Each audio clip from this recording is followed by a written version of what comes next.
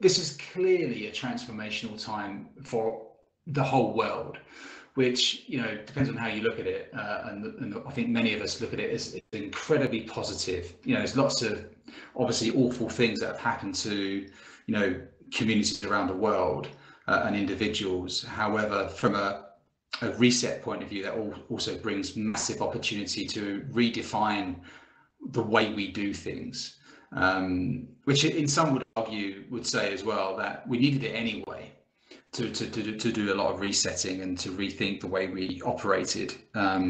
So in terms of that, and looking at the areas that you've discussed today, what do you think is the biggest opportunity we have? And I'm going to ask you, Matt, that we have out there, you think, in the next 1 to 5 years?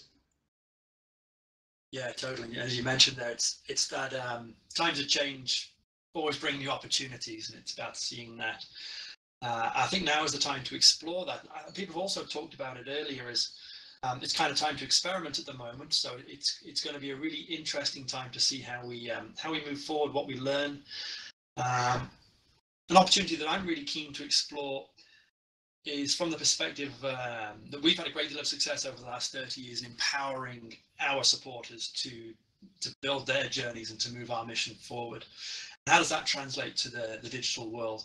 About understanding those communities. We have a community, for example, in Second Life, who raise us around $300,000 a year, and that community existed in a digital platform. So I think we have the opportunity to bring those people who weren't already using digital platforms so much, to bring them into that area, and to create really slick solutions. I think that's kind of what we were alluding to earlier, saying we want all the different programs, all platforms to integrate and work together. That's what we have the opportunity to build, is to create something that's very easy for the user to get in and utilize, and feel their passion for what they do, because they are really passionate about this. Absolutely. And Gillian, what do you think the biggest opportunity is for us?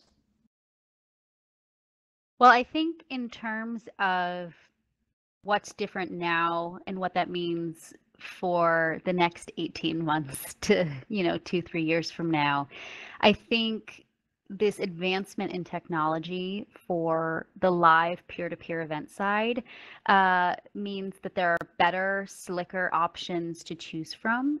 I think as organizations look to the future, the technology becomes both an opportunity to get new people in the door and to retain people who maybe would have otherwise aged out of some of these activity-based programs. So it really can be a connector and a key, in my opinion, to growing your overall footprint for a peer-to-peer program.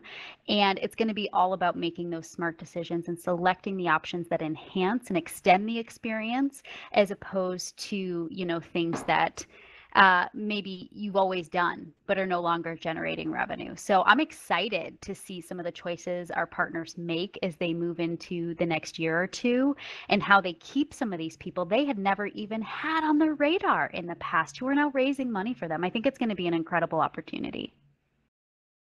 Great. And Nick, do you have anything to add to the opportunity?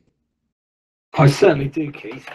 I think that charities have existed in a bit of a crazy value exchange vacuum forever, really. If you think about what people are getting for their money in any form of donation, it comes to a pretty abrupt end. If you're donating in an auction, if you're donating to somebody who's running a marathon, you might understand a little bit about where that money's going, but do you ever truly understand what it's been spent on and the positive impact it has on people's lives?